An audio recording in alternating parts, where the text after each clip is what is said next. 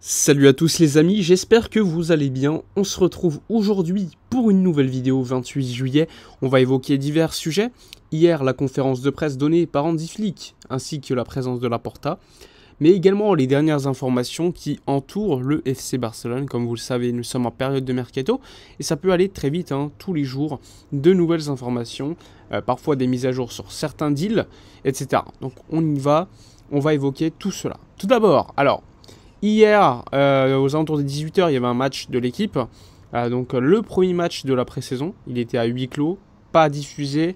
On sait que le Barça a gagné 1-0 contre Olot, qui est une équipe de 3e division espagnole. Le Barça a marqué via Pablo Torre. Globalement, rien à tirer de ce match.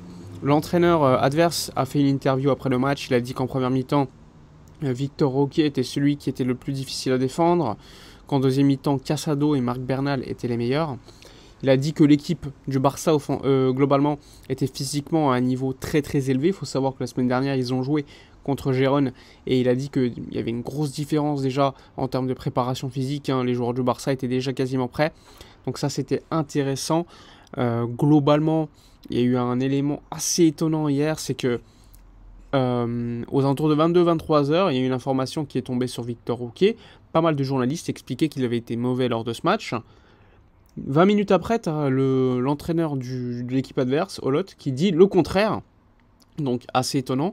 Surtout que tu as un média saoudien qui a sorti une information selon laquelle Victor Roque pourrait partir, puisqu'en effet le Barça serait d'accord avec Al Hilal, club saoudien, pour un transfert. Pour l'instant, le joueur n'aurait pas donné son feu vert, mais en tout cas, l'information, c'est celle-ci.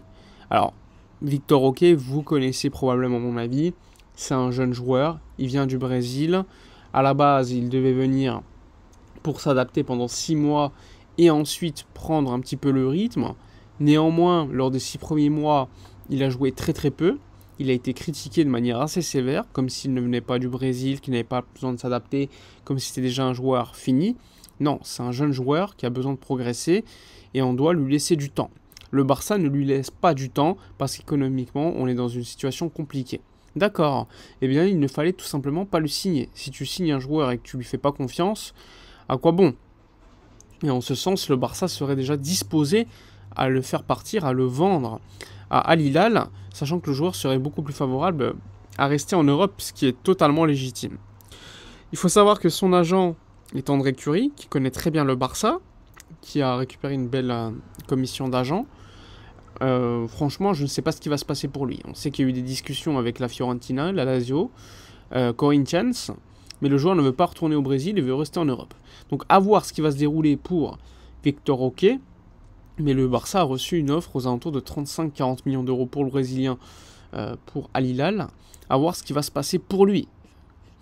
Autre information, elle concerne Sergio Roberto.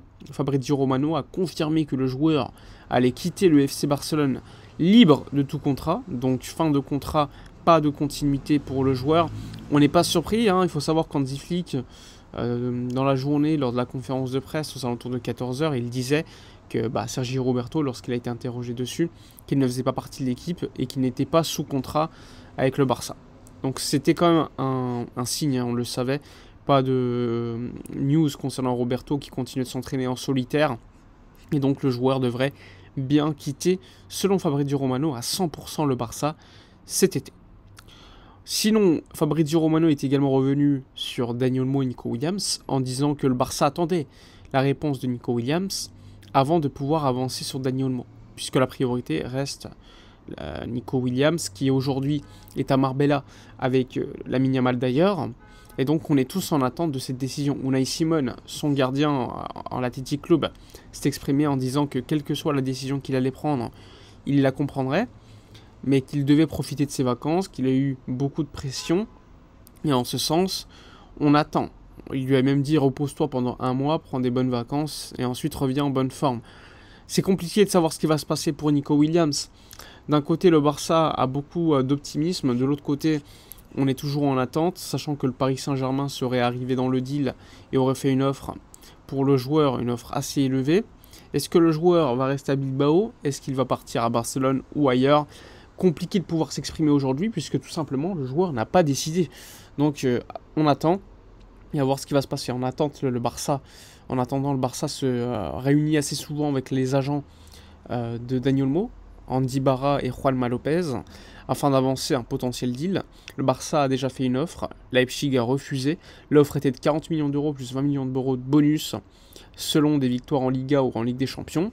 Refus de la part de Leipzig qui pour l'instant est en attente. Il faut savoir que le Bayern, s'il n'y a pas de deal avec Désiré Doué ou encore Xavi Simons, pourrait se retourner sur Dani Olmo. Il y a également Manchester City qui est présent et qui observe la situation sans pour autant avoir bougé pour l'instant de manière concrète. En tout cas, le club. Peut-être qu'il y a des agents, des intermédiaires qui ont bougé pour City côté Olmo, mais pour l'instant rien de très très concret en ce sens. Donc pour l'instant, la priorité pour le joueur espagnol, c'est le Barça, mais pour qu'il arrive, en plus de Nico Williams, il faudrait des ventes, et c'est pour cela que tu as Victor Roque qui pourrait partir, et il y a un autre joueur qui pourrait partir côté Barça, qui aurait une grosse valeur marchande. Pour l'instant, on ne peut pas sortir le nom de ce joueur, donc on verra bien ce qui va se dérouler lors des prochaines heures. De toute façon, ça peut vite bouger dans le mercato des transferts, surtout côté Barça. Sinon, au niveau des autres informations, eh bien, la pré-saison va bientôt commencer aux États-Unis. Départ ce week-end, sans les blessés, sans Pedri, sans De Jong, sans Gavi, sans Araujo, sans Ansu Fati, donc ça fait quand même beaucoup d'absents.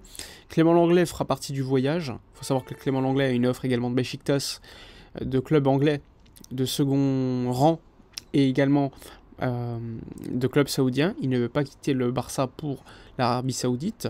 À voir si le Beşiktaş va réussir à le convaincre. Beşiktaş propose un prêt avec option d'achat et 50% au minimum du salaire payé. Il faut savoir qu'en Turquie, ils ont l'avantage d'avoir très peu de taxes, donc ça peut être très intéressant pour la prise en charge du salaire par le club turc. Sinon, globalement, pas beaucoup plus d'informations en ce sens. Le Barça devrait également conclure un nouveau contrat de sponsoring short, donc c'est la première fois qu'on verra le Barça avec un sponsoring short lors des prochaines semaines. Ça devrait être présenté soit au Trophée Gamper, soit au premier match de championnat. 5 millions d'euros par an pour ce sponsoring short. Donc à voir évidemment quelle entreprise aura réussi à conclure ce deal, mais ça fait 5 millions d'euros plus dans les poches pour le Barça, et on le sait en ce moment, le Barça a besoin d'argent pour améliorer son fair play financier. Voilà pour toutes les informations de la journée. N'hésitez pas comme d'hab à donner votre avis dans les commentaires, à liker, commenter, partager. Moi je vous dis à la prochaine, et d'ici là comme d'habitude, portez-vous bien.